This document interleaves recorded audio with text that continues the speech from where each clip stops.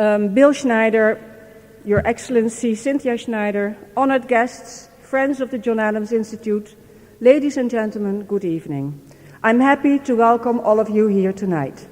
My name is Anne Wertheim, and as director of the John Adams Institute, I have the honor to open this lecture event. Buford, daar zijn nog 2 plaatsjes, daar rechts. So, I have the honor to open this lecture event, in the first event in the new year 2001. For the past 10 years, the John Adams Institute has been organizing lectures and discussions with American authors and other prominent Americans who have made history in their specialized fields of interest.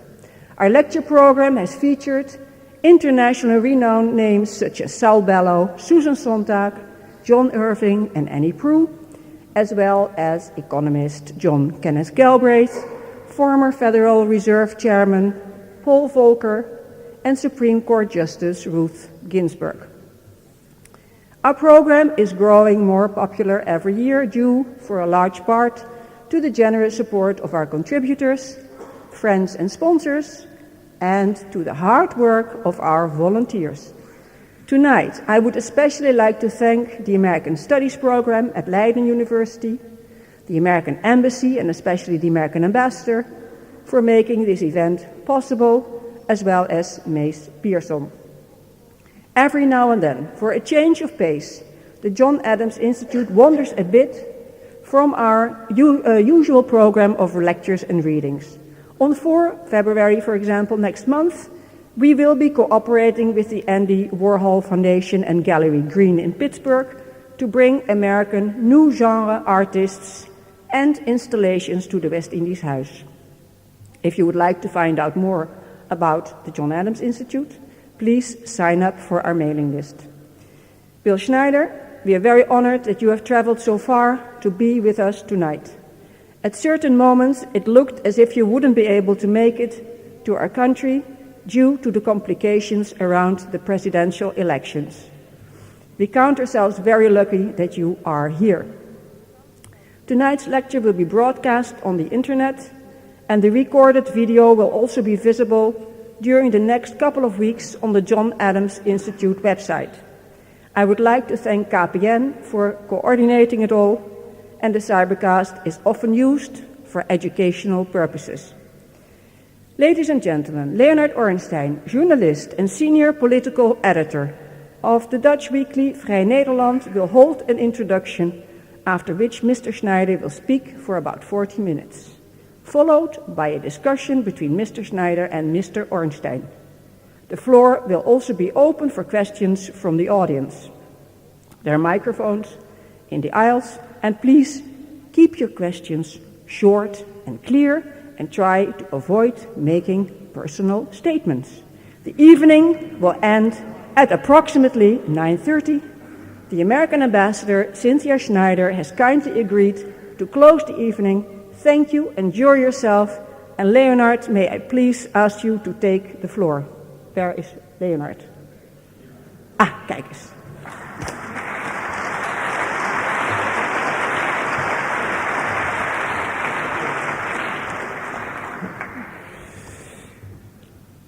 Ladies and gentlemen, tonight we are going to discuss the Clinton legacy.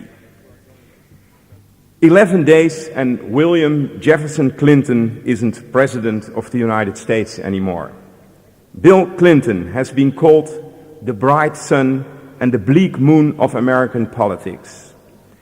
Bill Clinton, the first president born after World War II, a so-called baby boomer. Bill Clinton, the first Democrat after Franklin Roosevelt to be elected to a second term. Bill Clinton, the first president to be impeached. He polarized the electorate like no president since Richard Milhouse Nixon, and he left a trail of a disappointed friends and former aides in the White House and on other places. People didn't like Clinton personally, but they trusted him to look out for their interests. Bill Clinton had an extraordinary connection to the ordinary Americans.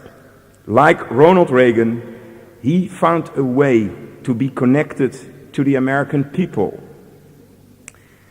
Disappointed Americans will be nowadays the minorities, and especially the Afro-Americans, because Bill Clinton is leaving office. But Bill Clinton was almost hated by the Republican establishment. But he was a tactical genius in his policy clashes with the Republican majority in the Congress. Bill Clinton, the survivor. Bill Clinton was also the man who embraced Republican conservative issues, and we will discuss this tonight. He abolished part of the welfare program. He balanced the budget, which isn't also a real left-wing issue. He successfully fought crime rates. But Bill Clinton is also one of the founding fathers of the so-called third way of progressive politics. Bill Clinton tried to make, till the last moment, and he's still trying, a deal between Yasser Arafat and Ehud Barak. Mr. Clinton wants to be remembered as the man who pushed China towards capitalism, the first president who visited Vietnam, and we must say he was a real post-Cold War president. The Constitution of the United States of America doesn't allow Bill Clinton to run again. But this year, all polls showed if he had run, he would have easily won. As I said, William Jefferson Clinton was above all a survivor. He is called the comeback kid, a real survivor. Tonight we will discuss the Clinton legacy with the highly respected CNN analyst and intellectual Bill Schneider. We have a lot of Schneiders tonight here, and I have the honor to introduce to you later on Bill Schneider. And he has a doctorate in political science from Harvard University. He was also a teacher at Harvard. Bill Schneider is a man who is writing for the Washington Post sometimes, as well as Atlantic Monthly, the New Republic, and the National Journal, and before I forget, also the Los Angeles Times, for which he was giving his contributions for almost 25 years. Bill Schneider was CNN's man on election night, a night we never will forget, and he was 13 hours in charge, giving his analysis and comments. And I can tell you it wasn't an easy time for him. And then for 5 weeks we saw Bill Schneider giving his comment on the legal and the political process. On November 11, Mr. Schneider wrote an article in the National Journal. And I would like to mention to you the following quote. Schneider wrote, "This was an election for the history books. Why was it so incredibly close? Because it was all about sex. The gender gap, to be precise. Men voted for Bush by a margin of 11 points. Women voted by a margin of 11 points for Al Gore. The election was a gender showdown, fought to a standoff. Bush the president of a man versus Al Gore the president of a woman. Ladies and gentlemen, I have the honor to introduce to you Bill Schneider, political commentator for men and women."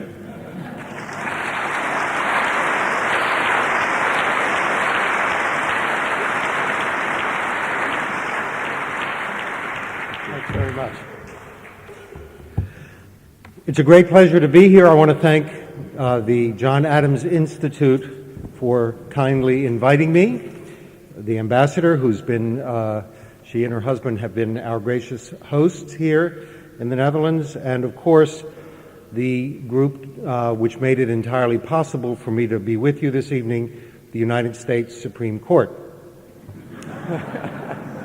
There was a concern, as you know, that this election might have gone all the way to Congress, which only on Saturday counted the electoral votes, and there was no challenge from the Senate, and therefore the electoral count is now final, even though, of course, the ballots are still being counted. CNN, among other media organizations, is in the process of counting the ballots in Florida, and many people have asked me, well, what's going to happen if the recount of the ballots shows that Gore won Florida? Won't it be a terrible embarrassment? I don't think so, because Republicans have a very clear argument to make.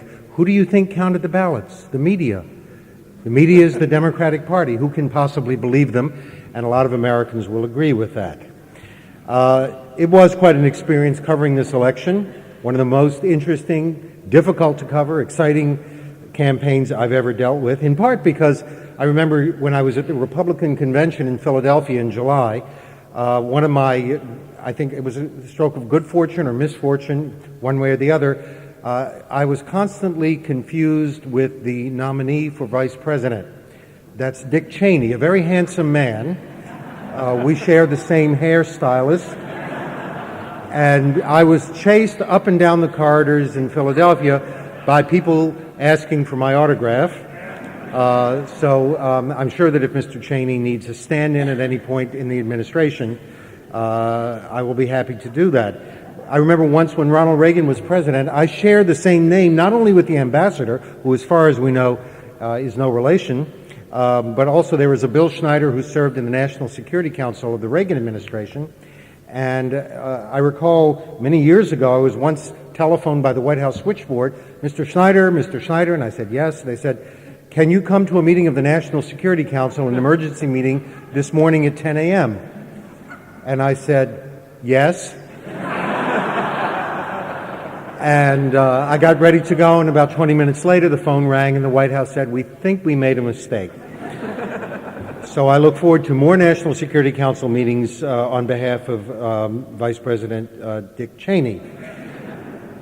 Well, I should tell you, many of you who followed the campaign, do you know what the best-selling bumper sticker was among both Democrats and Republicans this year?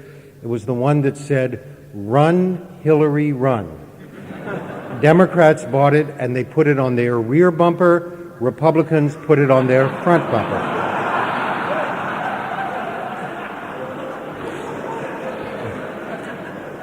What made this election especially interesting was that we were doing polls every day, and they always showed the vote very, very close.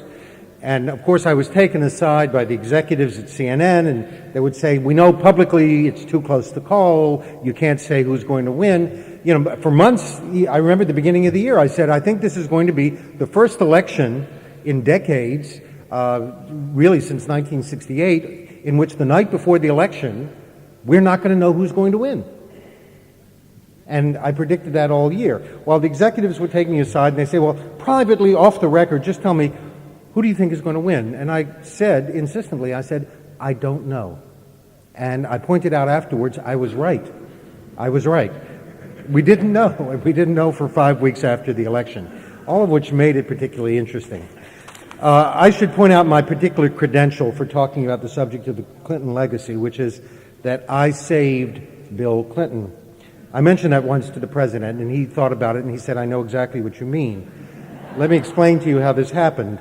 When the Monica Lewinsky scandal broke in January of 1998, all of the pundits and talking heads in Washington declared that the Clinton presidency was over, and they were ready to drive him out of office. He couldn't possibly survive. He had betrayed his mandate. He had lied under oath. The president couldn't possibly survive. He had embarrassed the country. His own fellow Democrats felt so betrayed by the president's behavior that we couldn't get any Democrats from the president's own party to come on the air to defend him. Then something happened on the night of President Clinton's State of the Union address about a week later, at the end of January 1998. What happened was very simple. We took a poll. That's one of my responsibilities at CNN. As you know, if you've watched it with any regularity, I report on public opinion. And I went on the air to report that the American people had a message for all the crazed pundits and talking heads in Washington. And the message, I said, was get a grip, take a deep breath. This presidency isn't over because the president's job rating had actually increased by 10 points. There were no mass public demonstrations of support for the president. People were certainly embarrassed by his behavior, but they were resolute in their opinion that he should not be forced out of office. In fact, the best piece of political analysis that I can recall from that period was from I shall just say, my mother is in her advanced years. She wouldn't want me to give her age, but she is well along in years, and she lives in retirement not far from Washington. And a few days after this, remember when the Republicans kept trying to destroy the president by releasing damaging information? Remember when he gave his videotaped testimony before the grand jury? Within a few hours it was released and everyone could see it, and they thought that would finish him off for sure. Instead, Americans looked at the videotape of the president answering those questions, and the general public reaction was one of sympathy. Most Americans said no one should have to answer questions like that, especially that the answers be made public. And a few days later, the Starr Report was issued, and it was released instantly. Remember, the huge documents, a huge pile of documents were dumped at the doorstep of Congress, and Congress didn't even read them. They rushed them out and released all of them to the public, and they said once people read that, they'll be finished with Bill Clinton forever. And they were published in all the newspapers. And I telephoned my mother, and I said, a few days later, and I said, "Did you read the Starr Report?" And my mother said, "Well, since I'm in the news business and most of her friends expect her to keep up with public affairs, she thought she really ought to read what was in there, all the salacious details about the president's behavior." So she acknowledged that just the day before, she had pulled down the window shades and locked the doors, and she had looked at the newspaper account of what was in the Starr Report. And I asked her, "What did you think?" And there was a silence, and she said, "You want to know what I really think?" I said, "Yeah, that's what I'm asking you. You read the Starr Report about the president's behavior. What did you think?" And she said, "I think men are dogs." And frankly, that was about as astute a political analysis. It was very revealing of what most Americans thought about that particular episode. It happened, it was unfortunate, it confirmed some damaging stereotypes about men, but they never saw it as a public issue.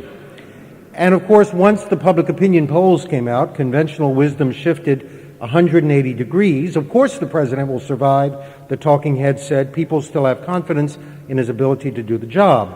And throughout the entire year-long ordeal, I found myself reporting the same thing week after week. 2/3 of Americans thought the president was guilty of lying under oath and possibly obstructing justice, and 2/3 of Americans thought he should not be removed from office. Those results drove Republicans so crazy that they became convinced that Republicans were refusing to talk to the poll takers. And in the end, when President Clinton was finally acquitted by the Senate, he is reported to have turned to an aide and remarked, "Thank God for public opinion," because it was the American public who saved the president. If there were no polls, there would be no President Clinton, because all of Washington was prepared to drive him out of office. It was the people who stood by this president. Well, that's one of the things I do as a political analyst. At election time, I approach my job by asking a very simple question. It's a question that I try to figure out every time an election comes around. What do Americans want that they're not getting from the president they now have? They're always looking for something new, something different. You can look at the way this works. It's a simple model that has worked very well in the past. In 1960, after 8 years of President Eisenhower, people thought the country was in reasonably good shape, but they were worried that we were losing power and prestige to the Soviet Union, particularly in technology, especially after the Soviets launched the first space satellite, Sputnik, in 1957. Americans then were looking for a leader who offered youth, dynamism, and vigor. And of course, John Kennedy was the ideal candidate. He promised to get the country moving again. Essentially, this was an exercise in market research. There was a market for youth in 1960. In 1968, the country had been torn apart by racial protest, violence in the universities, the Vietnam War. The country was being torn apart. Americans wanted an experienced professional who could bring order to the country. There was a market for order in 1968. Richard Nixon won that election on a promise to bring us together, to bring the country together. He was completely washed up as a politician. I mean, you talk about the comeback kid, which is the name Bill Clinton chose for himself. Richard Nixon had lost the presidency in 1960. 2 years later, he lost his bid for the governorship of California, and suddenly he was resurrected from the political dead and became president of the United States. How did it happen? Because he uniquely had qualities that Americans were looking for after 8 years of Kennedy and Lyndon Johnson. He was qualified, and he presented himself as the man of the center who could hold the country together. It helped that he was opposed by Hubert Humphrey on his left and George Wallace on his right, and wherever Humphrey and Wallace went that year, there was a riot. So Richard Nixon looked like the man who could hold the country together. We elected Nixon, we got Watergate. After Watergate, Americans desperately wanted morality. Jimmy Carter did the market research. He shrewdly read the national mood in 1976, and he promised, "I will never lie to you." And in fact, Carter's reputation for integrity remains intact. But by 1980, people wanted something they weren't getting from Carter. As president, he seemed ineffectual, wishy-washy, a man of no convictions. In 1980, the country yearned for strong, decisive leadership with a strong ideological direction. I think that was the only year Ronald Reagan could ever have gotten elected president. In any other year, he would have seemed too old, too right-wing, too extreme. But in 1980, after 4 years of Jimmy Carter, people said, at last, a president who is strong, who makes decisions, and who is a leader. Ronald Reagan found the right moment to win the presidency. After Reagan got elected, the Democrats were in despair. They didn't know how to oppose Reagan. Walter Mondale ran against Reagan on the fairness issue in 1984. That might have worked in 1982 when the country had a deep recession.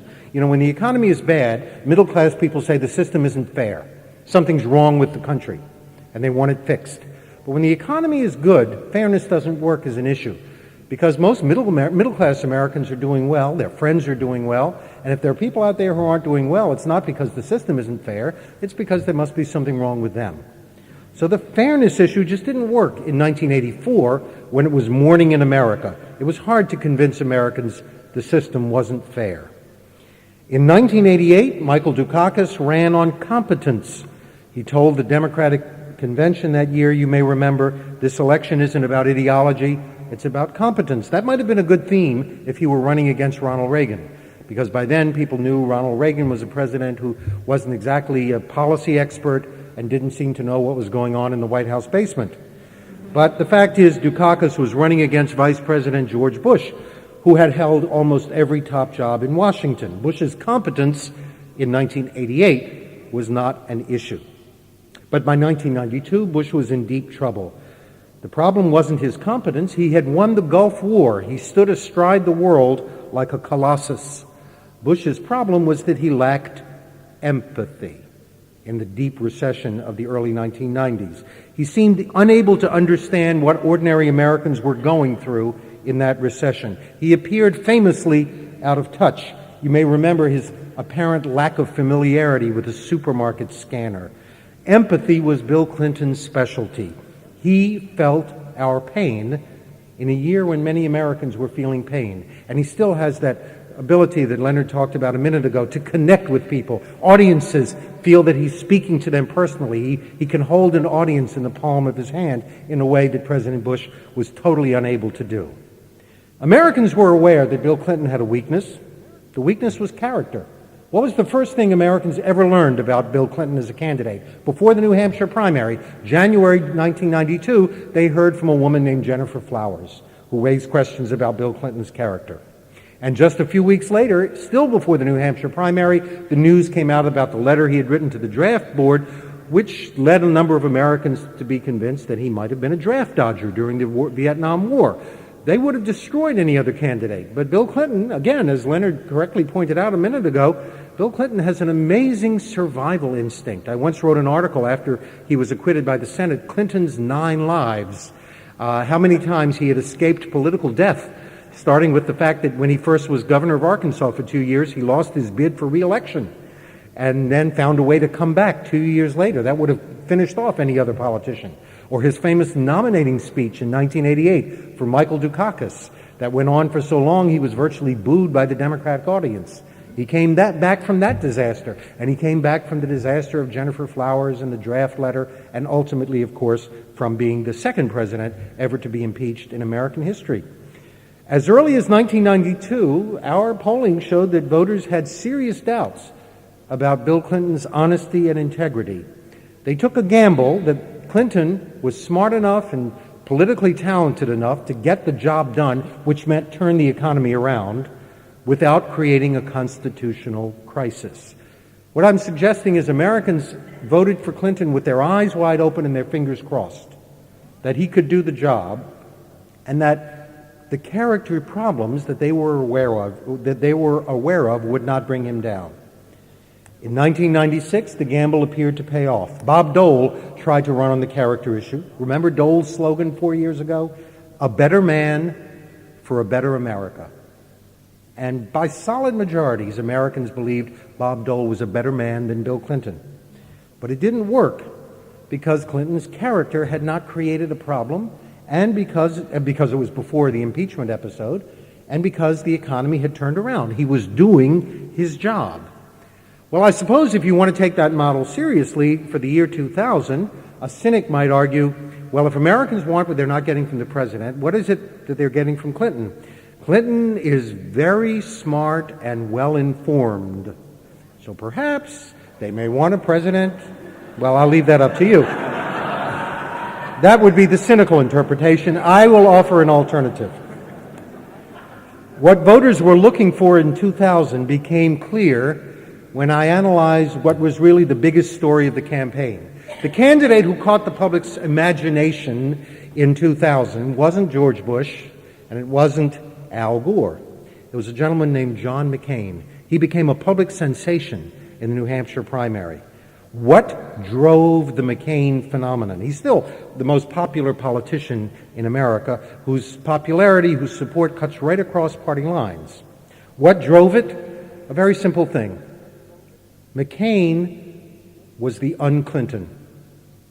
He pledged to end the power of big money and special interests in American politics. President Clinton broke all records in bringing big money into American politics. McCain was, of course, a military hero, a prisoner of war, and to many voters, Bill Clinton is still a draft dodger. And do you remember the device that McCain used to win the New Hampshire primary? One of the most effective campaign devices in political history. In fact, every Friday on the domestic CNN, Inside Politics, I award something called the Political Play of the Week for the cleverest move or decision that any politician made that week.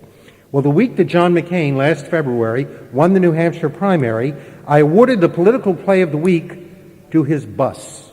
Remember the McCain bus? He traveled all over New Hampshire. He had guests on the bus. The press traveled with him on the bus. Why was the bus so effective? Because of its name, which was the theme that McCain ran on. Do you remember what the bus was called? The Straight Talk Express. The Straight Talk Express. McCain clicked with Americans because he offered them something that they felt they weren't getting from Bill Clinton. President Clinton is a charismatic speaker who always wins his audiences over. But you know, as I went around the country last year, I would often ask Americans if they could name any memorable thing, I would say, what's the most memorable thing that Bill Clinton has ever said as president? When I asked that question, there was a pause in the audience, and then after a few seconds, people would begin to giggle, and someone would say, "I did not have sexual relations with that woman." And then I'll ask them, I'd say, "Is there anything else President Clinton said that's memorable?" And they would think about it, and they would say, "I didn't inhale." "Anything else?" And they would say, "It depends on what the meaning of is." Now, my argument to you is very simple. Those are exactly the opposite of straight talk, which is why McCain, when he offered straight talk, got such a dramatically positive reception. I recall one of the questions I'm often asked Mr. Ornstein answered the question in his introduction, but a lot of Americans would ask the question many times, especially Clinton supporters.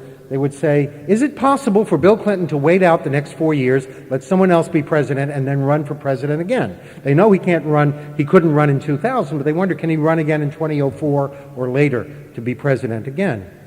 And one woman I remember asked me that question, and I said, well, I have looked it up in the Constitution, and there's an amendment to the Constitution that says the following, quote, no person shall be elected president of the United States more than twice, unquote. And I said to the woman, I think that's perfectly clear. And the woman stood up and she said, it depends on what the meaning of no is. If there was a market for anything in 2000, there was a market for straight talk.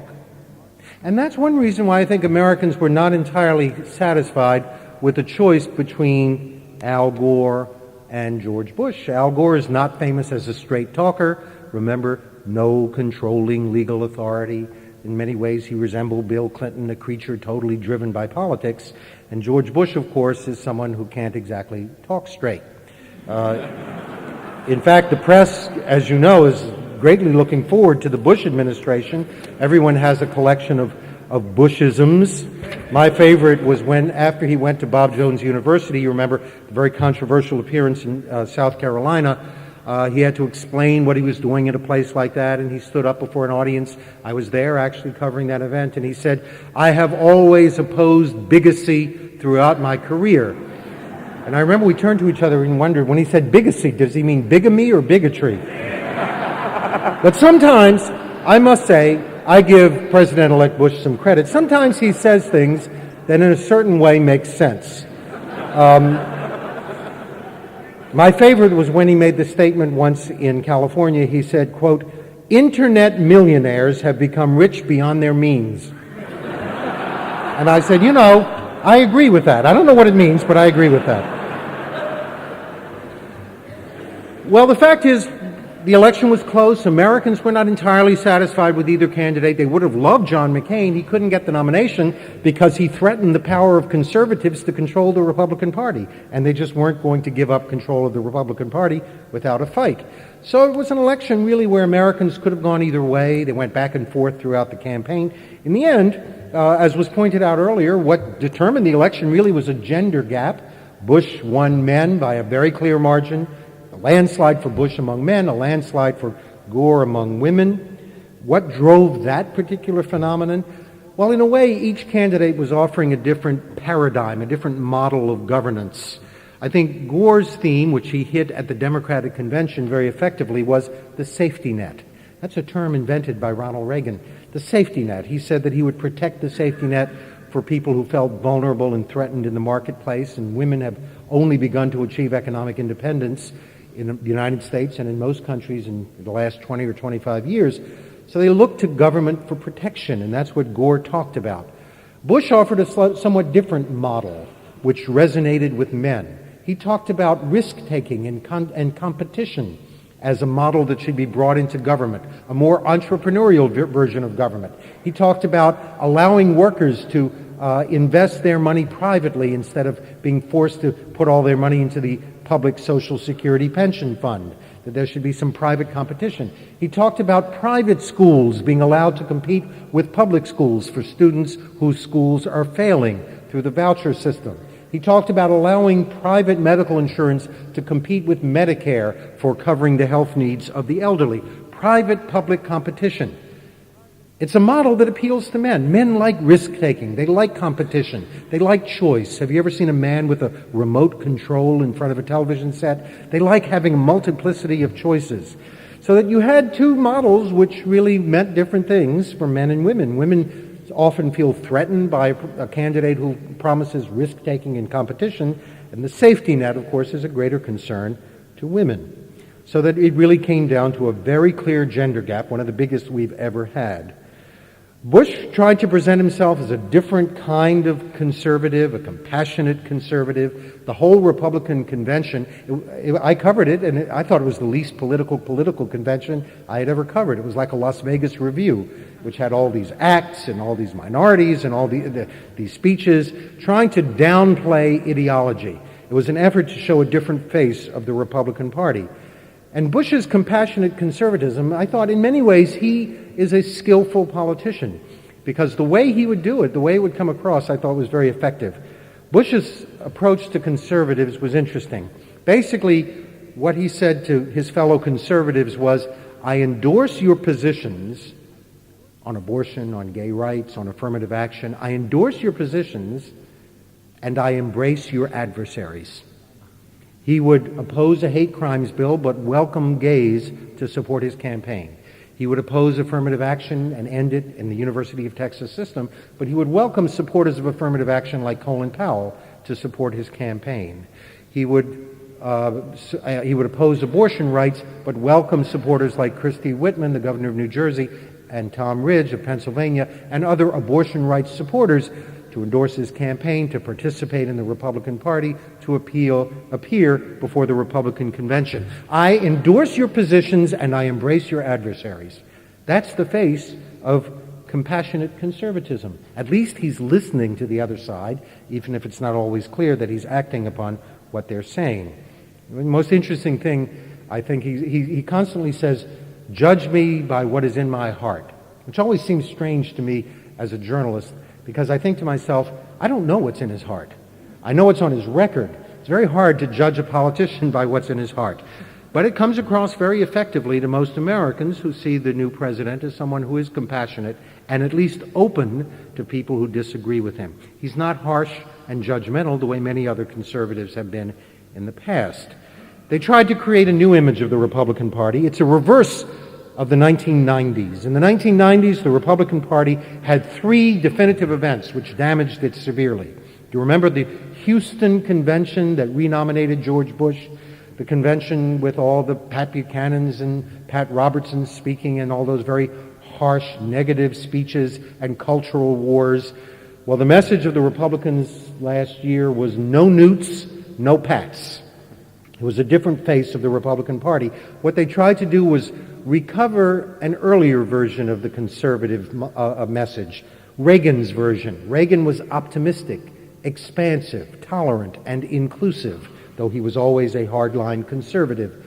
That was Reagan's optimism and expansiveness was something that Bush and the Republicans tried to recapture last year.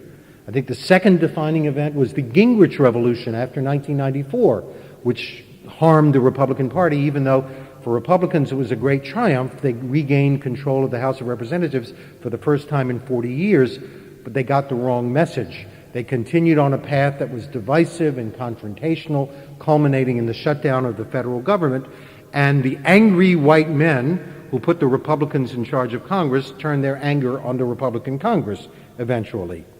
Newt Gingrich was not in evidence in Philadelphia last year. The entire convention was an effort to de-Gingrich the Republican Party.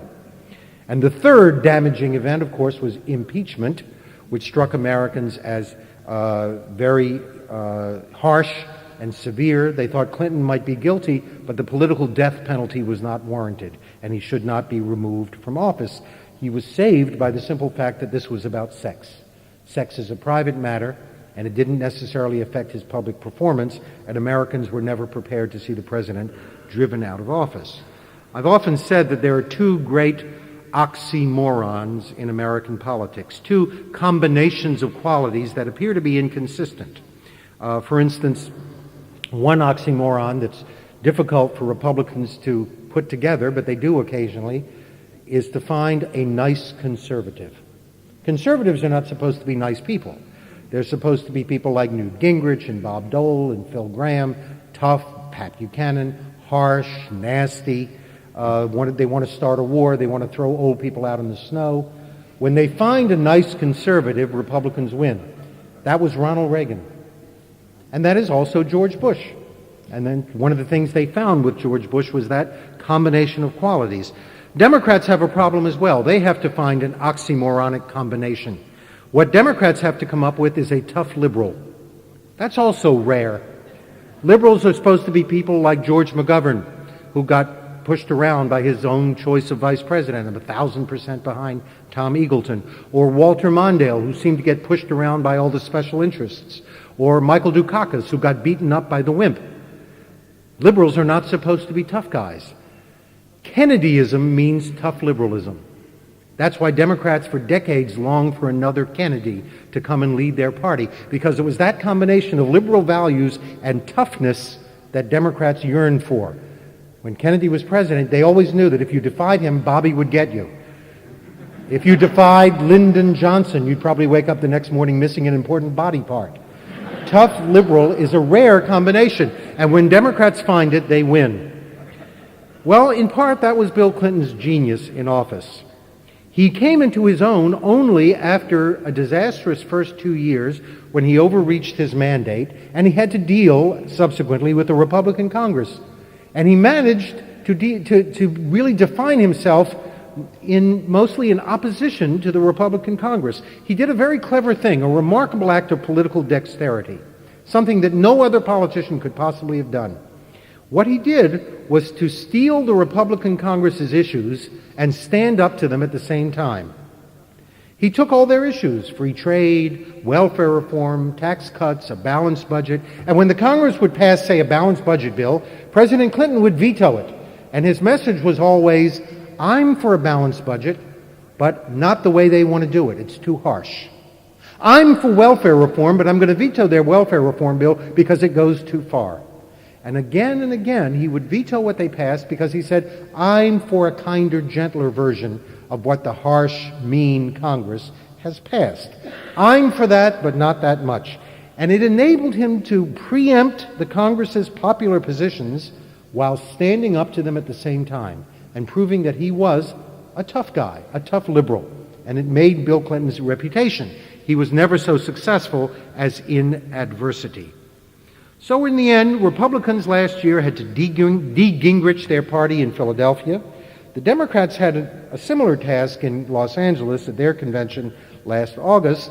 Because of Clinton's personal problems, and as you're certainly aware, his job approval ratings always remained very high, while his personal popularity, people's opinions of him as an individual, were extraordinarily negative. Gore had to figure out how to relate to Bill Clinton. And one of the things they tried to do at the Democratic Convention was de-Clintonize the Democratic Party.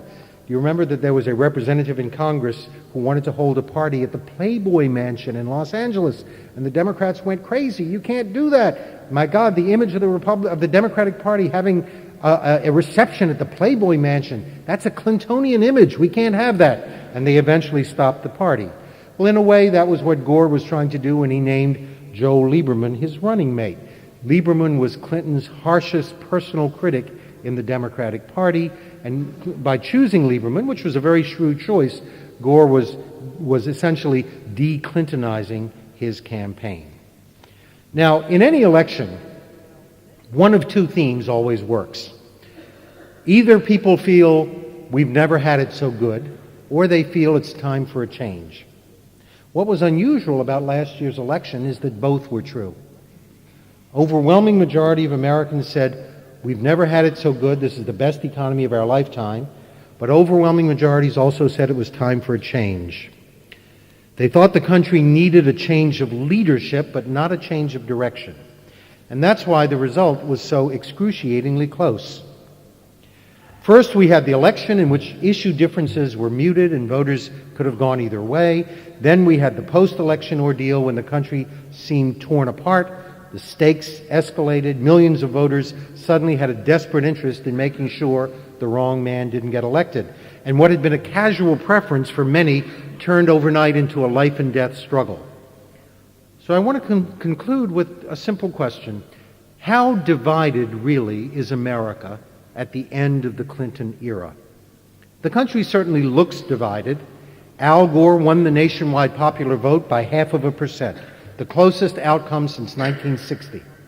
But George Bush got elected by carrying the Electoral College 271 to 266, the closest electoral vote since 1876. Republicans have a razor-thin edge in the House of Representatives.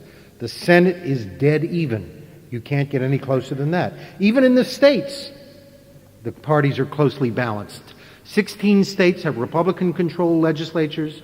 Democrats control 17, and 16 states are split. The Clinton years have equalized the strengths of the two parties. In effect, what President Clinton did was blur party differences over economic policy while creating a deep division in the United States over values. Clintonism is a policy of the center, the third way between left and right. A lot of it's stolen from Republicans, and it worked.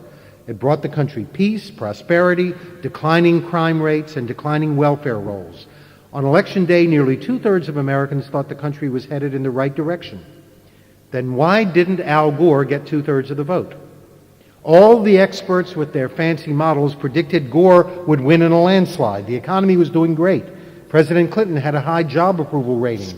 The forces were with Gore. What did the experts miss? Well, for one thing, the campaign. Gore alienated swing voters by running to the left of Clinton. He had to because he was opposed by Bill Bradley on the left in the primaries and then by Ralph Nader in the general election, so he had to worry about keeping liberals in line, while at the same time Gore antagonized partisan Democrats by keeping his distance from the president. And there were some unmeasurable factors, like the desire for new leadership and the sense of moral decline in the country. You don't see those forces in the economic figures or in the president's job ratings or in the experts' forecasting models, but they were there.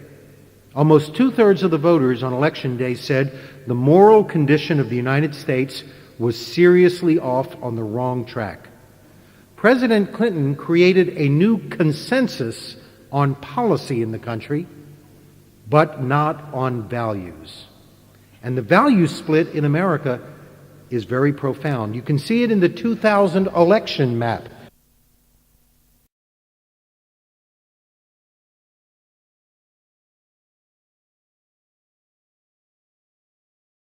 Wisconsin, Illinois, and Iowa, plus areas dominated by minorities like the Black Belt in the South, Hispanics in Texas and Florida, and Asian Americans in Hawaii. Lifestyle had a powerful impact on the way people voted. One analyst called it the zip code election. Urban America went heavily for Gore, rural America went for Bush. Suburban voters were split. Gun ownership had a lot more to do with the way people voted than stock ownership. Gun owners came out for Bush, no guns meant Gore. Married voters went for Bush, single voters for Gore. Regular churchgoers, which is about 45% of Americans, went for Bush. Less religious voters for Gore. Why did lifestyle suddenly matter so much? Lifestyle is a word from the 1960s. And Bill Clinton, and this is the most important thing about Clinton and the presidency, Bill Clinton was the first president to come out of the culture of the 60s, which in shorthand means sex, drugs, I didn't inhale, and rock and roll. Clinton is a hero to African Americans and Hollywood liberals and feminists whom he periodically betrays by policies like welfare reform, but he's still a hero to liberal constituencies because of his liberal values, not because of his centrist policies. During the impeachment episode, I asked, is there any similarity between the two presidents who were impeached, Andrew Johnson in 1868 and the impeachment of Bill Clinton 130 years later? And it turns out there is a similarity between those two events. In the 1860s, America went through a terrible civil war. Over 600,000 Americans were killed. The bitter cultural division of that civil war, North versus South, infected party politics in America for decades afterwards. Andrew Johnson's impeachment was a direct product of those hatreds. Well, the U.S. went through a cultural civil war in the 1960s, 100 years later. How can you make a comparison? Were Americans killed in the cultural civil war? Well, really at the heart of that conflict was more than 57,000 Americans who were killed in the Vietnam War. The bitter divisions created in the 1960s, liberal versus conservative rather than North versus South, those divisions have poisoned American politics now for more than 30 years. And the effort to impeach and remove President Clinton, I think, was a direct product of those hatreds. The puzzle throughout Clinton's presidency was why he was hated and is hated by so many Americans. After all, he led his party back to the center. He was hardly a McGovern radical in his policies. He said famously, "The era of big government is over." Nevertheless, liberals are powerfully loyal to Clinton, just as loyal as conservatives were to Ronald Reagan during the Iran-Contra scandal. And it wasn't because of his policies. Clinton would sell liberals out on welfare reform and free trade and a balanced budget. Clinton became a hero to liberals because of his values. They're the values of the 60s: tolerance of alternative lifestyles, gays in the military, a modern marriage, and empathy, the quality that got him elected. President Bush, when he was in office, was famously out of touch with ordinary people's problems. And people wanted a president who could feel their pain. Well, there's a legion of Clinton haters out there in the country, and they hate Clinton in large part because they hate the 60s, which they believe corrupted American culture with an ethic of self-indulgence. For evidence, read any book by Bill Bennett. And speaking of self-indulgence, the country, for the last 2 terms, has had a president famous for his appetites. The first president to come out of the culture of the 60s. During his first term, conservatives reviled him as Clinton the draft dodger. His second term, they reviled him as Clinton the sex fiend. For details, see the Starr Report. You know, during the impeachment episode, I actually visited a district in Chicago, outside Chicago, Henry Hyde's district, to find out what his constituents thought of his leading the impeachment episode. And I remember interviewing a well-known conservative activist outside of Chicago on the air. And I remember turning to this gentleman and I asked him a simple question. I said, "Why do you hate Bill Clinton so much?" Because his policies have not been particularly radical. And the gentleman became very agitated. And he looked at me, he got red in the face. He said, "I'll tell you why I hate Clinton.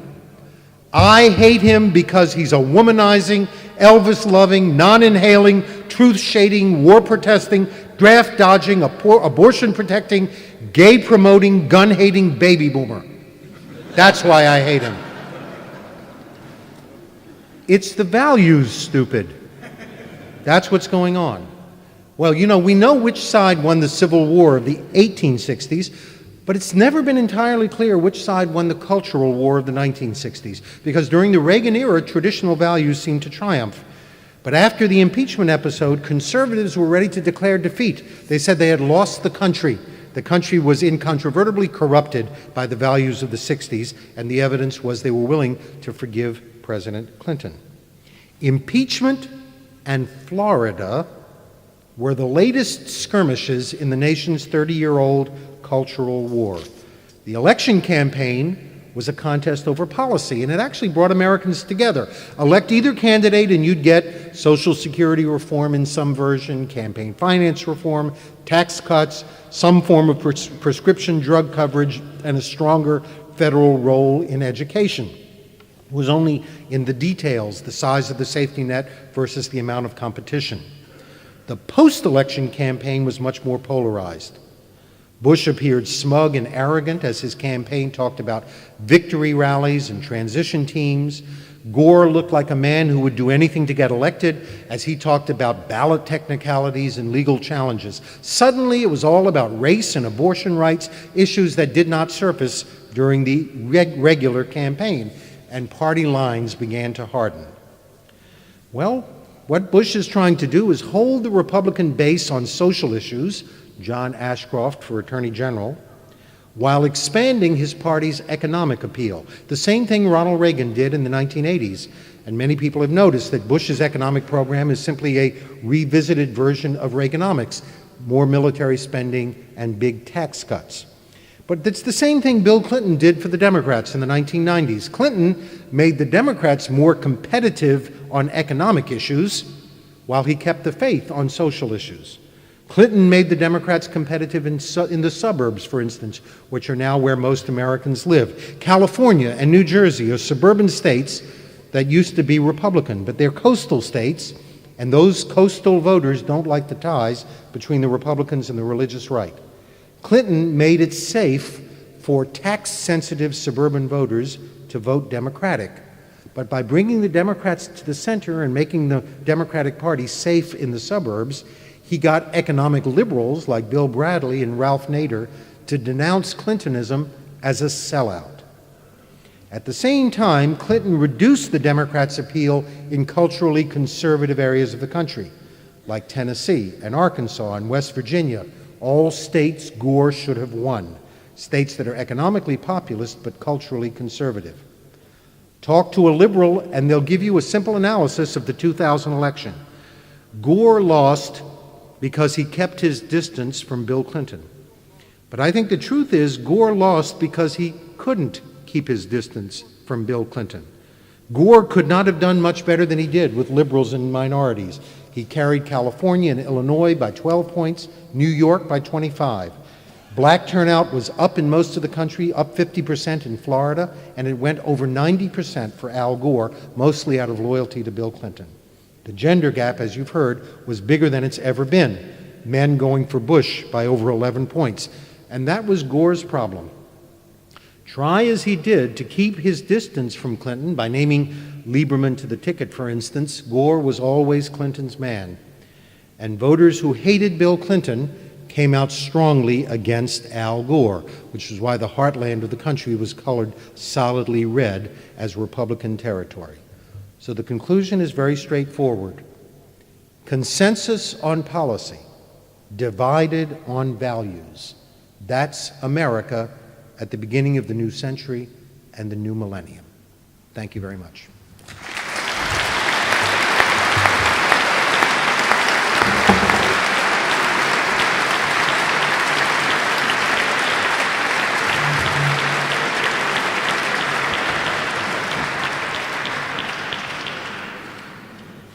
Thank you, Bill Schneider, for your excellent explanation on other Bill Clinton. The first question I want to raise is, and the first topic maybe is, you personally, what is your first memory on Bill Clinton? Oh my goodness. My first memory was meeting President Clinton I met him a couple of times. I once went to a board meeting of the Children's Defense Fund where his wife was a member, and I met the president, and there was an interesting episode which I reminded the president of some years later. The board meeting took place at the home of Marion Wright Edelman, who lives in a place called Chappaquiddick. And the governor of Arkansas and his wife were at this board meeting. And I recall that the board met in the morning, and that afternoon, Governor Clinton turned to me and he said, "What do you want to do this afternoon?" And I said, "Well, we're on Chappaquiddick. Might be interesting to go see the bridge," which I had already seen. So we borrowed Peter Edelman's pickup truck, and I drove the pickup truck with with Governor Clinton and Bill Gray, who was then a member of Congress, several other members, Joe Biden was there, and they all sat in the pickup truck, and we went to see the Chappaquiddick Bridge. And I remember everyone got off the truck and walked out over to the bridge, and they all seemed deeply lost in thought. Nobody said a word at that historic site. So that was my first memory of Bill Clinton. Some years later, I met him when I was writing an article for the Atlantic Monthly in 1987 on the likely Democratic contenders in 1988, because it was wide open. And I recall getting a call from the governor of Arkansas saying that he was going to be in Washington and he'd very much like to meet me. And that was pretty clear that he thought I was the great mentioner of presidential candidates, and he was thinking about running for president, and he wanted to be mentioned. So I interviewed him. I don't remember too much about the meeting, except I came out of it and I remember the thought that went through my mind was that he was very ambitious. And I mentioned him in the article favorably, but I said I didn't think he was going to run, and he did not run that year. He ran 4 years later. But I remember he was an impressive, bright, and very ambitious man. What we always see on Dutch television is that presidents mention famous journalists by their first name, and there's always a kind of, let's say, competition in it. Does the president have control over the press, or does the press have control over the president? And what you can see is that, let's say, President Bush was losing this control. You were saying also that Al Gore lost the spin war, but in a way, Clinton always had a kind of control. Yeah, he did. President Clinton was fond of sparring with the press. He could do it masterfully, the best since John Kennedy in dealing with the press, because, look, he was smarter than they were. And he always knew more than they did. And he was really a master at political spin, as well as the details of policy. He can talk about the Middle East, he can talk about healthcare, he can talk about trade in detail with knowledge and depth and density in a way that very few others can match. And what are his techniques? What are his techniques for dealing with the press? Dazzling them. They ask a question and he'll answer in sentences and paragraphs with information that's news to them. He simply knows more than they do. And he is able to craft answers that answer questions they haven't even thought to ask. He simply had an ability to deal with them very effectively, to outsmart them. And Kennedy would often do it with wit. George Bush would often, like Dwight Eisenhower, would often do it by confusing the press, by giving them answers they didn't understand. But Bill Clinton enjoyed sparring with the press, and that was some of his best moments. And what do you expect from the new president, George W. Bush? Well, he's a very likable man, and I think one quality in President-elect Bush that ought to be acknowledged, that he shares with Bill Clinton.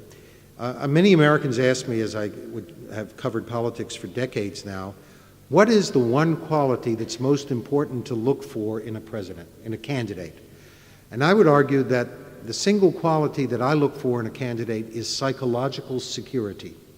Someone who's comfortable in his own skin. Someone who seems at ease with himself. Someone who has his own life and knows what his values are. That's a quality that Ronald Reagan had. It's a quality that Richard Nixon did not have. The greatest tragedies as president have been insecure individuals like Nixon, and I think Lyndon Johnson was an insecure man, always in the shadow of the Kennedys. Reagan was very secure. Clinton was a very secure man. George Bush came across to Americans as someone who was comfortable with himself. As he said when he first declared his candidacy for president, he said, "I intend to fight and fight hard and run and win. But if I don't win, I have a good life, I have a family, I believe in my values, I have a deep religious faith, I'll have a wonderful life." And Americans responded to that, in part because they saw Bill Clinton, even though he was a secure man, they saw him as someone totally driven by politics, and Al Gore as someone totally driven by politics, a creature of political calculation who simply was less skillful at hiding the calculation than Bill Clinton was. You're saying Bill Clinton, a man of politics. Bill Clinton, also a man of the 60s. Yes. Bush is also a man, not a man of the 60s. They both came from the same generational cohort, but the 60s affected Bill Clinton in a way they did not affect George Bush. George Bush was at Yale during the anti-war period of the late 1960s, when campuses were disrupted, when protests were widespread, but he was not a part of it. What was he doing? He was drinking, which he acknowledges. He belonged to a fraternity of athletes. He was a very popular figure, but he was not part of the movement of the 60s, and he in fact describes an episode which was deeply influenced him when he was at Yale, and he visited the Reverend Coffin, William Sloane Coffin, who was one of the radical religious leaders of the 1960s. And it was at that time that Bush's father lost a race for the Senate in Texas to Ralph Yarborough, who was a liberal Democrat. And when Bush went to see the chaplain of Yale University, Coffin famously said to him, "I hate to tell you this, Mr. Bush, but I think the better man won in Texas." And Bush was outraged and offended by this, and always saw the radicals and the protesters of the 60s as people whose values he could not and did not share.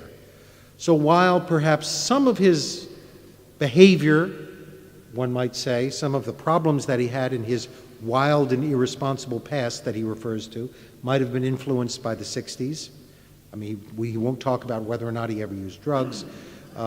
His military record has been a matter of some controversy, as was Dan Quayle's. But like Dan Quayle, he was part of that generation, but he was on the other side of the generational divide. He clearly, as an adult after the age of 40, repudiated the cultural values of the 60s and became a deeply religious man. So, but in a way, both persons are completely different grown up in the United States. They represent different values on different sides of that cultural divide, even though they're from the same generation. You were discussing and raising the issue of cultural civil war. This had a lot of influence on Bill Clinton. But in what ways did it make a real problem for him? Impeachment. I mean, it made a problem for him because there were vast numbers of Americans who never accepted Bill Clinton as a legitimate president from the very beginning. They were outraged that Americans could elect a draft dodger and a womanizer as president. They never trusted him. They never found him a man of integrity. They think of the 60s as having corrupted American culture with the ethic of self-indulgence, and nothing epitomizes that to them as much as Bill Clinton, the ultimate self-indulgent president and figure. Bill Bennett is the apostle of those values, and he, of course, writes books that talk about those values and condemns them, and sees Clinton as the person who embodies that culture. What was unique about the United States more than in Europe is not that the 60s happened and that there was a values change. There was a values change all over the Western world in the 1960s, in France and here in the Netherlands and Britain. But what's different about the United States is the other side. There was a tremendous constituency, much bigger in America than anywhere else, that was outraged by the values change of the 60s, a religious culture in large part, that repudiated them and that has remained indomitably opposed to that values shift, more so than in any other country in the world. It was the backlash to the 60s that defined the cultural war, and it was bigger in the United States than anywhere else. But you were saying also that he was stealing the conservative issues. Eh? Yes. Free trade became one of Bill Clinton's signature issues. One of his key accomplishments as president was NAFTA and GATT. I mean, that's a signal achievement. Free trade is not an issue at the heart of the Democratic Party. In fact, most Democrats voted against the North America Free Trade Agreement in 1993. He passed it only because the Republicans in Congress voted for it. His Republican allies supported it, and it is one of the signal achievements on his record. But do you have the idea that he reshaped, let's say, the Democratic Party, that he reshaped the progressive elements in the U.S.? Well, with his conservative issues? The Democrats have become the party for the first time since the 1930s. The Democrats are now the party of fiscal responsibility. They were defined that way by Bill Clinton. Conservative economic values, liberal cultural values. Look, what he did was insist that the road to prosperity was marked by fiscal discipline, and he put the country on a road of deficit reduction at great cost and pain to himself and his party, because his economic program of 1993, which raised taxes, was massively unpopular, and the Democrats paid a price for it. But it also put the United States on the path to deficit reduction. It impressed the central bank, the Federal Reserve, the financial markets, allowed interest rates to be reduced, and unleashed a lot of great entrepreneurial activity. And the Democrats' faith right now is in the area of fiscal discipline as the key to economic prosperity. Republicans continue to believe that the key to economic prosperity is reducing the role of government and cutting taxes. That's the difference now between the parties. That has reshaped the Democratic message. But when was he starting to steal these conservative issues? Not the first 2 years of his not very successful government. First 2 years was a disaster because he had a mandate. He had a program that was too ambitious. He got elected with only 43% of the vote. Program. A liberal program. Gays in the military, which of course got him off on the wrong foot. Raising taxes, which seemed to violate his campaign. And of course, health care. He clearly saw himself as the third great Democratic president of the 20th century. In the 1930s, Franklin Roosevelt's greatest achievement domestically was Social Security.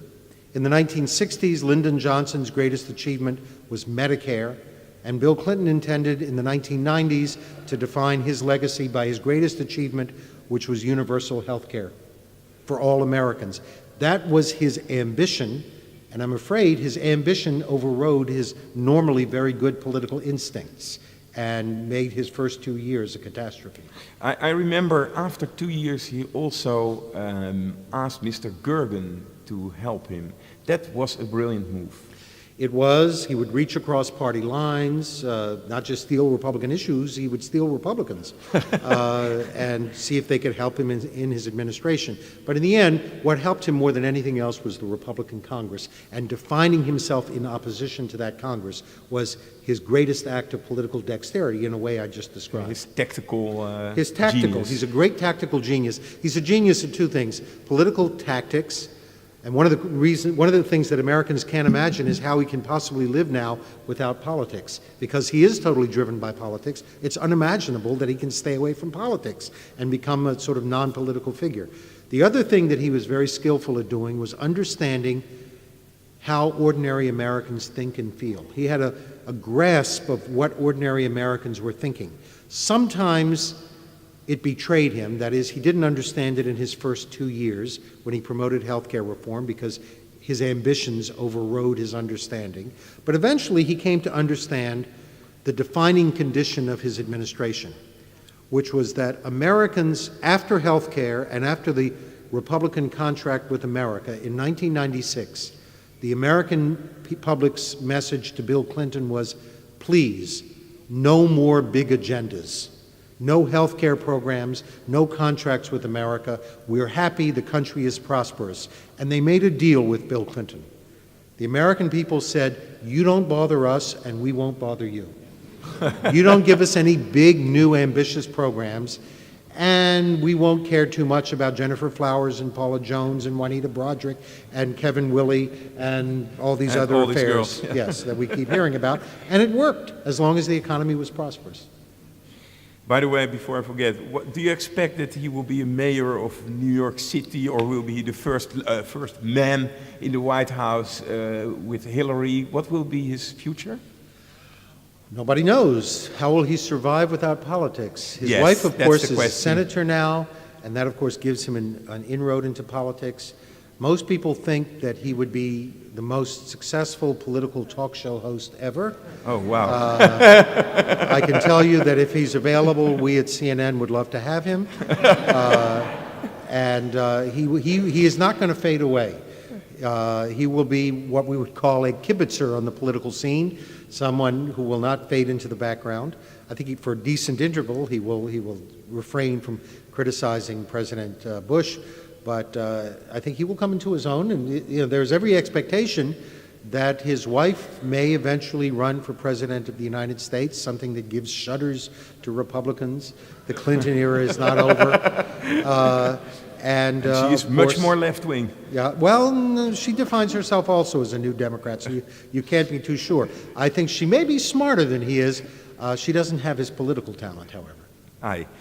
You have once said there are 4 skills, very important skills for a president: leadership, morality, empathy, character. Let's see these 4 themes on Bill Clinton. Leadership. How was Bill Clinton as a leader? Well, I thought he was mostly successful as a leader, mostly because and I would say mostly successful, not during his first 2 years when his ambitions ran away with him, but eventually when he grew to understand where Americans were going and what they wanted to do. The problem Bill Clinton had, and the reason why his leadership, he was never able to exercise leadership, is there was no crisis.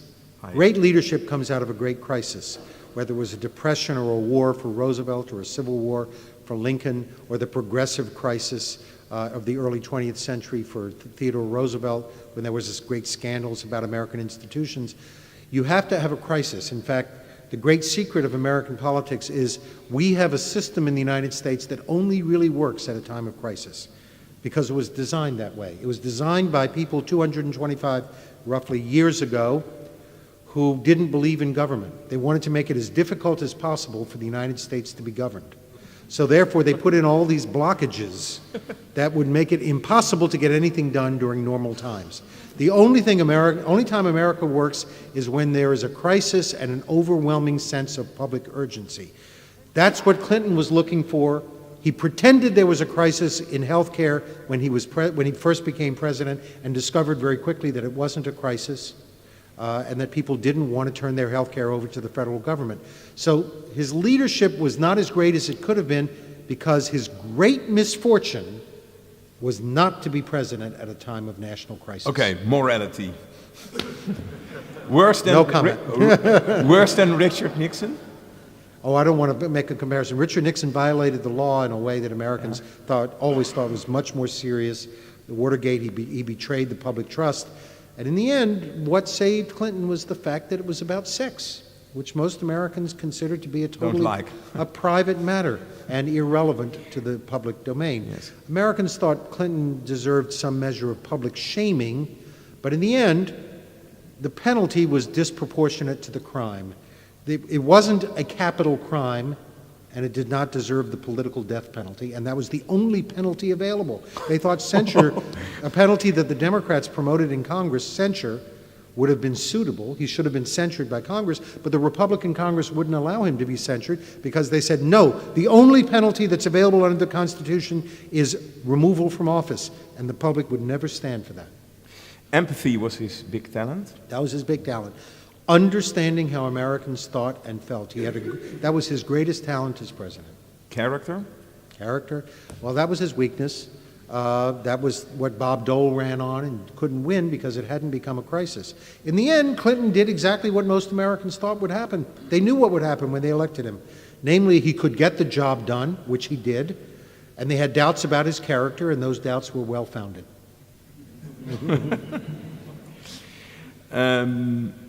Well, we are going to discuss also the elections and new President George W. Bush, but I think this is a good moment to ask to the audience, is there someone who wants to raise a question? And please go to the mic. We have time for 2 questions. I'm standing next You to have a lot of Mike. people who want to ask questions. Yes, now, okay, the next 3. Please, your name. My name's Peter Walford, and I have a question about changing the role of large institutions and money in American politics. You said that you would expect, that Americans expected both Gore and Bush to take some kind of actions on campaign finance reform, and I'd like you to comment on what kind of campaign finance reform we might expect under the Bush administration with the current Congress. The Bush administration does support a version of campaign finance reform that would ban soft money contributions from corporations and unions, but not by individuals. John McCain initially during the campaign denounced that as a fraud, but now he says, well, it's a step in the right direction. So my guess is that's likely to happen. It will provoke controversy because Democrats don't want to ban contributions from labor unions, but my guess is that the issue had enough standing and McCain did well enough that some limited version of campaign finance reform along those lines will pass. Many people would consider it a sham because it will still allow soft money contributions to come from individuals. Next question. I'm Hollis Kerman. I have 2 related short questions. One is, you started your talk with a discussion about the impeachment, which you just came back round to, saying that the character flaws were not strong enough, character didn't matter as much to the American public as the job he was doing. Yet, when you talked about, well, America was in the market for youthful energy, integrity, strength, straight talk, it seems that character issues are enough to then win an election, but weren't enough to tilt one in office. So I was wondering if you could help reconcile those 2 things. And then the other part is just out of curiosity, do you think there's a politician in America today that is as riveting and as charismatic, has that potential that Bill Clinton has had maybe for next time around? Well, the reason the character issue came to the fore in 2000 in a way that it hadn't in 1996 was impeachment. suddenly Americans realized that the president's problems did create a constitutional crisis. It wasn't really a crisis. The Constitution told us exactly what to do. But nevertheless, it preoccupied the country for well over a year. And that's why they were looking for someone who was a person of integrity and character. But still, things were going well in the country, and they didn't want a change of direction. New leadership, but not a new policy, not a new direction. And that's why the election, though it was, Bush, quote, won, unquote, he won it mostly on character and integrity, but it was close, and he, by the vote count, didn't win because people didn't want to change the policies and direction of the country under Bill Clinton. Is there any other politician who has Bill Clinton's skill? I'm sure there are politicians who are as skillful. I have met several of them. I would argue that Tom Ridge, the governor of Pennsylvania, is a Republican who cannot rise but so far within his party because he supports abortion rights. But he is a very talented and skillful politician, one of the politicians I greatly admire. I have met a number of others, but among those running, they emerged. Frankly, nobody knew about Bill Clinton until the time was right. They have to find their moment. They have to find their moment. John McCain is a very skillful politician who might have found his moment. The problem is he couldn't find a party that would nominate him. Democrats he was more popular among Democrats than among Republicans, but he's certainly a skillful and talented politician. I recall a famous comment that the Prime Minister of Britain wrote to an undergraduate. Benjamin Disraeli was asked once by an Oxford undergraduate who wrote to him, he said, "Mr. Prime Minister, I am planning a career in public life. What must I know? I'm in college at the moment. I'm at university. What must I know to have a career in public life?" And the Prime Minister famously wrote him back and said, "There are only two things you must know for a public career. You must know yourself, and you must know the times." And that's something very difficult, because politicians may be very skillful and talented and misjudge the times. And did Bill Clinton know himself? I think he knew himself. He misjudged the times in his first 2 years. He thought the country was in a different mood than it really was. There's another question. Yeah, there's also a mic. Hi, good evening. My name is Monique Jordan. I would like to know, did the relationship between Gore and Clinton change now that, well, I think him not being detached from Clinton cost him the presidency? As I say, he tried to distance himself from Clinton, but it was impossible for him to do that. He was always Clinton's man. And the loyal Clinton vote came out in record numbers to vote for Al Gore, even larger than they voted for Bill Clinton in 1996. He got tremendous support from Clinton supporters because they saw this as a fight against a Republican who actually could win. They never took Bob Dole all that seriously. They felt threatened in 2000. Dole's problem was that he tried to distance himself from Clinton personally, and he couldn't do that. But he also distanced himself from Clinton's policies by running to the left. And that was a mistake, because an awful lot of voters thought that Gore was more left-wing, he wanted bigger government, more spending, he might raise taxes, and was a more liberal president on economic policy than Clinton was. He wasn't a candidate of the third way. He had to do that because he was challenged by Bill Bradley and then by Ralph Nader, who denounced Clintonism. They said Clintonism is a sellout to the right, to the center. It's a co-opting of the Republican program. And they tried to rally traditional liberal voters without a great deal of success against Al Gore. So Gore felt he had to run to the left. So what he did was he tried to distance himself from Clinton personally and didn't succeed. And he distanced himself from what people liked best about Clinton, which was his program, and he did succeed. Okay. Bill, shortly I want to discuss with you the elections. I think the strangest elections of the century this year. Now, of the new century and of the last century. But the question is, can we trust television networks next time? Not really. Thank you.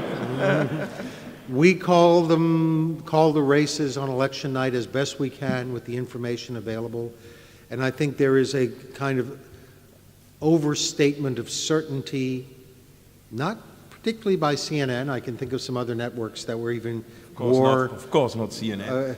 That said essentially, when we call a race, you can take it to the bank, you can believe everything we say. I think we will try to be a little more cautious. And in particular, we will make it clear that, you know, when we don't have enough information to determine a result, we will simply say that. We are unable to call this result at the moment because we just don't have enough information. We are in the process of examining our procedures, of looking at the kind of information we're collecting, and how are you being doing more that? cautious. Lessons learned. How are you doing that? It is risky to rely on exit polls to call close elections because no poll is going to be that accurate. It's also risky to rely on reports of unreliable election officials of what's going on because sometimes the results are inaccurate. We have learned that more and more Americans are voting by absentee ballot, and therefore we don't know how they voted on Election Day because many of them voted weeks before, and that's going to make it more difficult and more expensive to gather returns. We are seeking to do two things: improve our information gathering, which is going to be much more expensive, and second of all, resist the competitive pressure when one television network calls a result to quickly call that result so we don't look like we're behind the curve. We're trying to dampen the all the networks are trying to reduce that kind of competitive frenzy. I'm not sure that will succeed. But there will always be competition. There will always be competition, always. You saw what happened when the Supreme Court issued its final ruling. Yeah. They issued the ruling at 10 o'clock at night. It was a very complicated ruling in which the court made every effort to obscure what the bottom line was. They didn't say who won. They had a 7-2 majority decision, which was extremely unclear. It turned out that Bush won by a 5-4 majority, but no one could find that in this 80-page opinion. And we, like all the other networks, were sitting there on the air in real time, looking at 80 pages of legal decisions, trying to figure out what the hell the court was trying to say. And we spent a very difficult period of time, for about half an hour, trying to answer the question that all viewers were asking: who won? And we kept saying, we don't know. We're trying to figure it out, because the court made that very difficult. And under competitive pressure, when you're reporting these things in real time, it can be very difficult. Yeah. As you know, I'm a man who's writing for a weekly. But is there also a role for the written press, for dailies, for weeklies in this kind of television era? Well, I also write for the Los Angeles Times and the National Journal, which is a weekly magazine. What the written press is reluctantly and slowly growing to understand, more in the United States than elsewhere, is that they are an elite medium. They are no longer a mass medium. But what kind of role do they play in election campaign like this? Principally, the role of the written press is more analysis than reporting. Most people get the reported news from television. If you want to know what happens, you watch television. If you want to know what it means, well, you can watch me. That's my job as an analyst. My job is simply to say, this is what happened and here's what it means, but I have to do it very quickly. If you want greater depth and more consideration and greater context, that's what you find in the newspapers the next day or in the magazines the following week. But I ask you this question because Al Gore, you were saying a lot of times, was losing the spin war from Bush. That was a process which didn't take place at the television, but behind the screens. In what way did he lose this race? Well, both of them had effective spin machines, that is, machines to dominate the news and essentially control the message. But I thought Gore's campaign had simply had a harder time defining itself. And that came out of the candidate. People got a sense that Gore would change his message almost on a weekly basis. He would appear to be one candidate in the first debate and another candidate in the second debate and yet another kind of candidate in the third debate. And they were constantly telegraphing that, you know, the Al Gore you saw last week isn't the Al Gore you're going to see this week. And it gave the press and ultimately the voters the impression that he was a candidate who was very opportunistic. Remember, the worst moment in the Gore campaign was when he distanced himself from the White House on the Elian Gonzalez issue in Florida. Oh, yeah. Florida dominated the news for the Crucial entire state. year. Yeah. You know, from the beginning of the year, the first half of the year was Elian Gonzalez, and the end of the year was the Florida recount. It is a totally crazy state. But remember, Al Gore said, unlike the president, he believed that it ought to be possible for little Elian Gonzalez to stay in the United States. And the whole country groaned because it looked like he was pandering to the voters of Florida.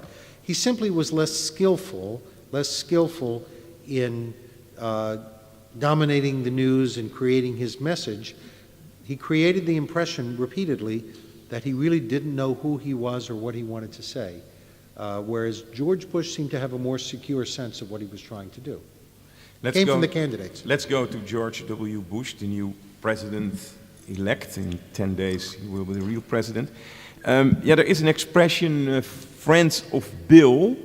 Maybe we can introduce a new phrase, friends of daddy, because what we notice here in Holland is that really all the new people in the government, Colin Powell, the Secretary of State, the Secretary of Defense, Donald Rumsfeld, even Andrew Card, John Ashcroft, they all played a role in the government of daddy.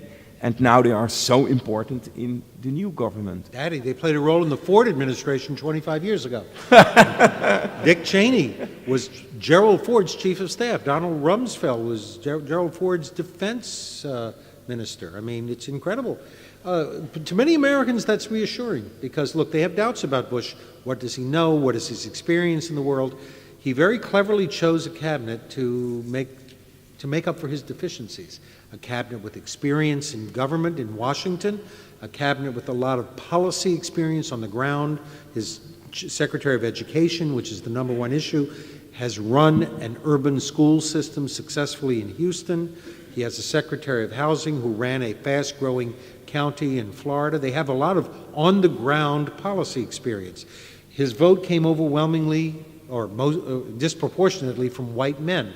So he has women and African Americans and Hispanics and an Asian American and an Arab American in his cabinet.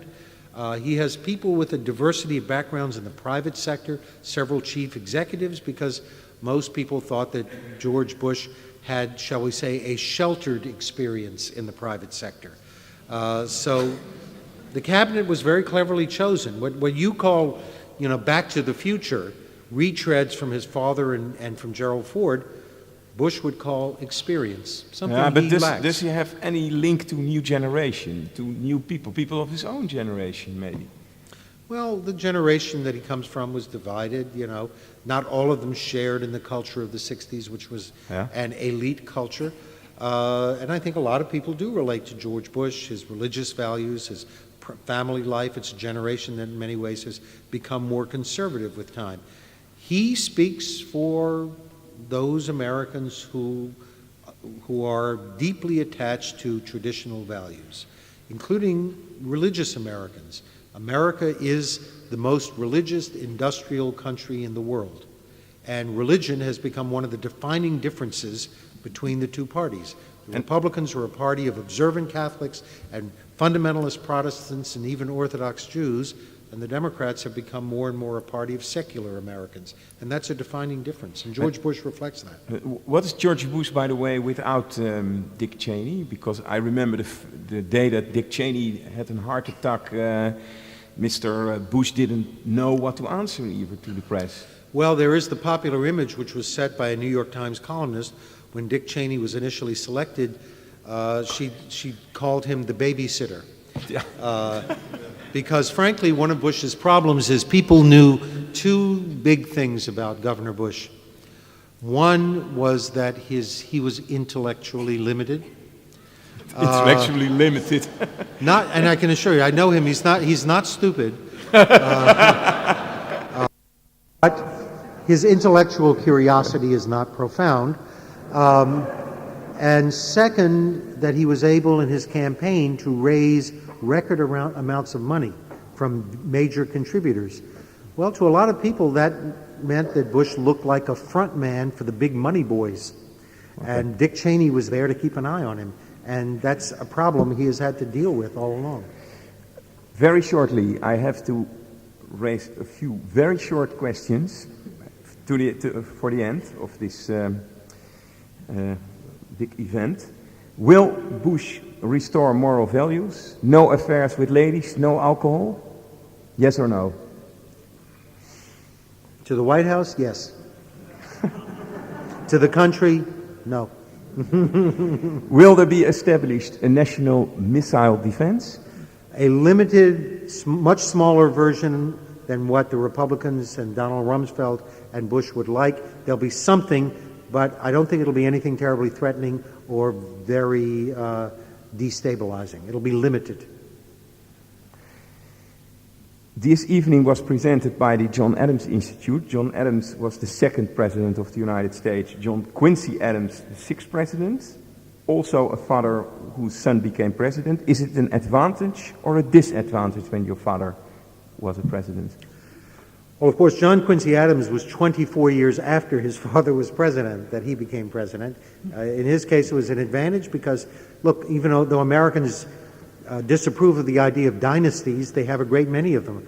Kennedys, Cuomos, Bushes, and I think it was a great advantage for George Bush to have the name George Bush for one simple reason. The name Bush is a great brand name in American politics. It's a brand name that means character and integrity. And given the political marketplace after Bill Clinton, a lot of Americans heard the name George Bush when he was governor of Texas, and they said, a Bush should be back in the White House, someone of character and morality and integrity, a decent man, a man about whom there are no questions about his integrity. There were never any real questions about George Bush, the former president's integrity in the White House. So the brand name of Bush was one of the principal reasons that he was catapulted into the White House. Okay. Last question. Will Al Gore win in 2006? 6. For what? For president. 2004. Oh, I was going to say. Will he win? Will he win the nomination? He'll have a lot of competition. I would say the only chance he has to become president is if Bush is a disgrace. If he is a total failure, and if Americans conclude that they made an awful mistake electing Bush, that they should have elected Gore, and that Al Gore deserves another chance. He will rise only on the fall of Bush.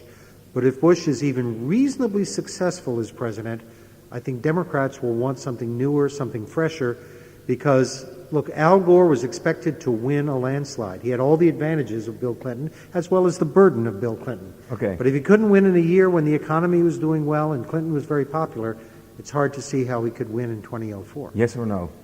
Yes or no what? Al Gore president in 2004? Only if Bush is a disaster. Okay. Bill Schneider, thanks a lot. We hope to see you here in 2005.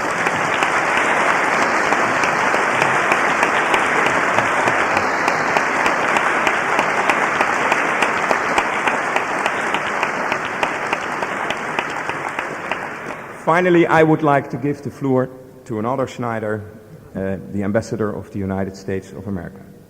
Thank you very much, Leonard, and thank you very much, both of you, for a fascinating program. I'm going to begin with a quick announcement, and that is to one of our sponsors. First, thanks again to Mace Pearson, and to announce that Mace Pearson Private Wealth Management invites its guests afterwards to the Spinoza Saal. I want to also give a special thanks to the John Adams Institute, led so brilliantly by Anna Wertheim, whom I often say is the real American ambassador here, who brings so many wonderful things about America to Holland. Also want to mention Leiden University American Studies program, also led brilliantly by Joke Kardux. It has been a real pleasure to work with both of them on this project, and thanks to the many people from the embassy who worked on this as well, many of whom are here. I think after listening to tonight's program, you can understand why Bill Schneider is so respected and trusted, I think not just in America, but all over the world. I think of him as something of a successor to, and those I should say are it's kind of an oxymoron these days, trust and the media, and he's a wonderful exception to that rule. I think of him not only as someone who analyzes data on the media, but also as a great teacher, which is, I think, a clue to his success.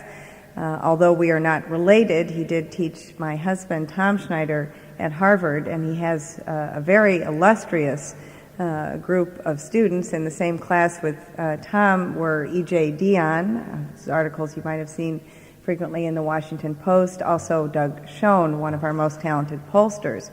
But they are not, as Mr. Schneider told me, his most famous pupils. Perhaps another one was the former Mexican president, Carlos Salinas. We do a lot of polls in America, and sometimes you wonder what's the good of all these numbers. I think tonight you've had a good sense of what they can tell you. Polls in themselves give you facts, but it takes a special gift of analysis to be able to discover in those facts the zeitgeist, what they really mean about the times. And I think we know that there's one person here who truly does understand the times. I don't know if you're planning to run for president yourself, Mr. Schneider, but there is no doubt that you do understand the times.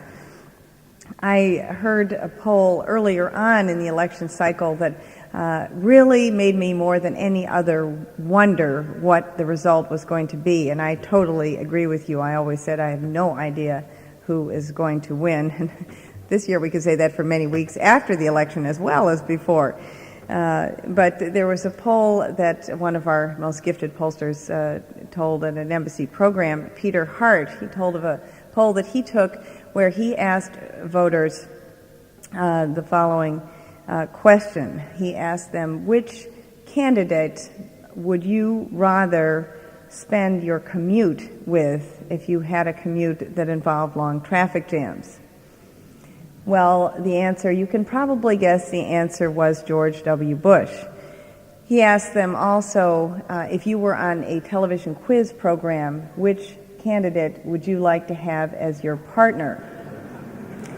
And you can imagine that they answered Al Gore. So since I've heard that, I've wondered, so what is the choice for president? You know, do you want the commuting partner or the quiz show partner? Well, I think it just points out some of the ironies, because in this country, most people to whom I spoke seemed to favor Al Gore. But given how much time all of you spend in traffic jams, I'm very surprised that you didn't go for George W. Bush.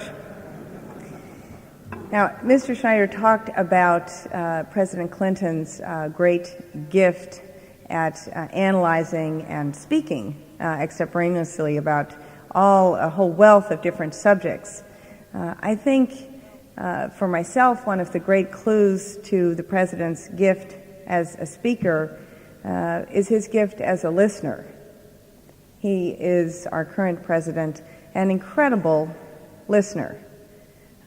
He is someone who can have a conversation with you, and 6 months later, and of course many, many conversations later, remember and reiterate or reinterpret something that you've said in the context of the topic. And that, of course, means that he is a great learner.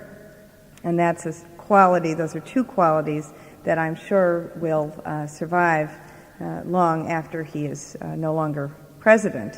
He is indeed an inveterate politician. I heard once of him being told at a party at the White House that the daughter of a friend was running for school president.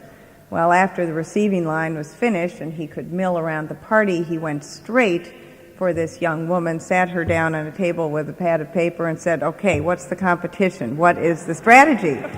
And mapped it out, and she won. So he may be helping candidates for class president. A clue, I think, as to what he will be doing later, as is true for most people, as what he has done up until now, Here I'd like to end with something I heard the president say once when he was asked what were his 3 favorite things about being president. This was before the '96 election. And the first he answered was the ability to truly help people, to implement changes that improved people's lives. And he cited at that point the Family Medical Leave Act. And I think now he would cite as well the welfare reform. His second answer was the privilege of representing the United States abroad, something I can certainly empathize with. And his third was the chance to play golf with whomever he wanted. And I think those answers, in a sense, reflect the essence of this president. The first, wanting to help people, reflects his deep optimism and his deep belief in people and in the goodness of people, which is a core belief that informs his ever energetic attempts at conflict resolution. And he uses that core belief, as we are seeing, and I think we will see right up until noon on January 20th. He uses that belief to try to implement change for the good all over the world. And finally, the third answer shows his love for life and how much he enjoys having fun. And he'll certainly have more time for that and lots of golf after January 20th. Thank you very much.